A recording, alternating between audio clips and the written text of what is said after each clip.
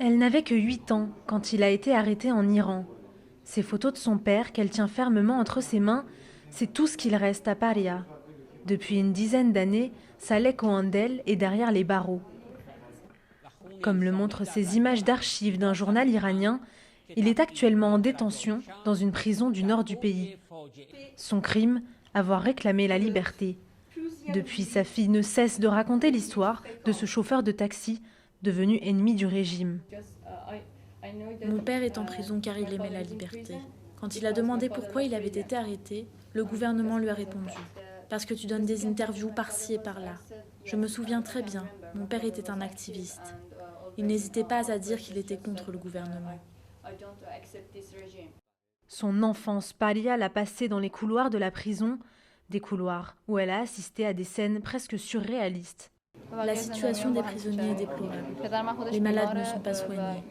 Mon père est souffrant et en l'espace de 10 ans, il n'a pu aller à l'hôpital qu'une seule fois avec les mains menottées. En tant que jeune ayant vécu en Iran, j'ai été témoin de beaucoup de choses.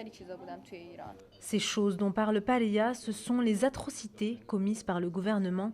Depuis l'arrivée au pouvoir d'Hassan Rouhani il y a 2 ans et demi, plus de 2000 personnes ont été exécutées. Des actes contre lesquels se bat Simin Nouri avec son comité de soutien. Dans les places de village ou dans les villes, on prend des Iraniens pour quelques grammes de héroïne, si ce n'est pas un prisonnier politique, je ne veux pas dire, à des grues en plein milieu devant les yeux des passants. Il y a des enfants parmi les passants. Pourquoi ils font ça?